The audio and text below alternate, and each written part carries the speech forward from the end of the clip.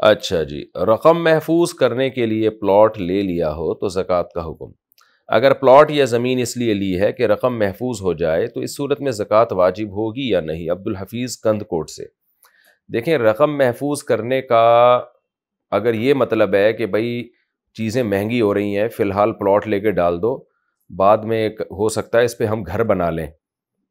یا ہو سکتا ہے ہم اس کو بیچ دیں، یا ہو سکتا ہے ہم اس کو کرائے پہ دے دیں، تو یہ ہو سکتا ہے والا جو حساب ہے، اس کا مطلب یہ کہ آپ نے یقینی طور پر یہ بیچنے کی نیت سے نہیں خریدا، تو پھر اس پلاٹ پر یا مکان پر زکوٰۃ لازم نہیں ہے۔ لیکن اگر آپ نے رقم محفوظ کرنے کی نیت تھی اور نیت یہ تھی کہ میرے پاس کرنسی پڑی ہوئی ہے، کرنسی ڈی ویلیو ہو رہی ہے، تو چلو پلاٹ لے لیتے ہیں،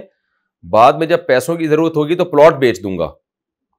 تو بیچنے کی نیت ہے آپ کی پلاٹ کی، یعنی مقصد یہی ہے کہ بعد میں پلاٹ میں نے بیچنا ہے، اور پھر تاکہ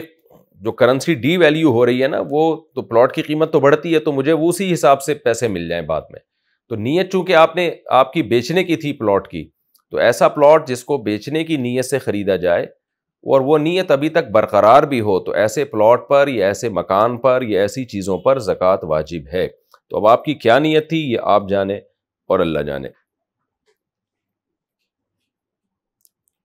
کیا قرض دار زکوٰۃ مانگ سکتا ہے؟ اگر کسی آدمی کے ذمے کافی قرض ہو تو کیا وہ کسی سے زکوٰۃ مانگ سکتا ہے؟ خورشید احمد۔ دیکھیں، جس آدمی کی 2 وقت کی روٹی کی ضرورت پوری ہو سکتی ہو، سر چھپانے کے لیے گھر ہو اس کے پاس، جو بنیادی ضرورتیں ہیں انسانی زندگی کے لیے، زندہ رہنے کے لیے، تو ایسا شخص لوگوں سے زکوٰۃ مانگ نہیں سکتا، کچھ بھی نہیں مانگ سکتا، کیونکہ بھیک مانگنا اسلام میں حرام ہے، گناہ کبیرہ ہے، جب تک شدید ترین ضرورت نہ ہو۔ ہاں، علاج کی ضرورت پڑ گئی، بیمار ہے کوئی، ایک الگ بات ہے، تو اگر ان صاحب نے قرض لیا تھا واقعی کسی ضرورت کی بیس پہ، اور اب وہ قرض ادا کرنے کی بالکل طاقت نہیں ہے، اپنے ضروری خرچوں کو کم کر کے بھی وہ نہیں، یعنی اپنے جو غیر ضروری خرچے ہیں ان کو کم کر کے بھی وہ قرض ادا نہیں کر سکتے،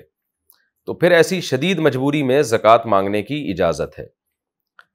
کیونکہ یہ بھیک مانگنے کے حکم میں ہی آئے گا نا، یہ جب آپ کسی کے سامنے ہاتھ پھیلاتے ہیں تو شدید مجبوری میں تو ٹھیک ہے، لیکن ہوتا ہی ہے کہ بعض لوگوں نے نا قرض چڑھا لیے ہوتے ہیں اپنے اوپر، اور وہ مانگ مانگ کے ہی چڑھائے ہوتے ہیں، ادھر سے پیسے لیے، کھا پی کے ختم کر دیے، ڈکار مار دی، بچوں کو بڑے بڑے اسکولوں میں پڑھا رہے ہیں وہ، اور روزانہ بریانیاں اور مرغن غذائیں چل رہی ہیں اور خوب اڑا رہے ہیں پیسہ، اور جب قرض والا مانگنے کے لیے آیا تو ادھر سے قرض لے کے اس کو دے دیا، اس کے مقروض ہو گئے، پھر 2 مہینے بعد یہ مانگنے کے لیے آیا تو اس کو ٹوپی کرائی، ادھر سے قرض لے کے اس کو دے دیا، پھر ادھر سے زکوٰۃ لے کے اس کو، پھر یہ حساب کتاب چلتا رہتا ہے۔ تو زکوٰۃ کا مقصد لوگوں کو بھکاری بنانا نہیں ہے، تو واقعی اگر اللہ کی طرف سے کوئی ایسے حادثات آ گئے ہیں کہ قرض میں جکڑ گئے ہیں اور قرض ادا کرنے کی طاقت واقعی نہیں ہے، تو پھر زکوٰۃ لی جا سکتی ہے۔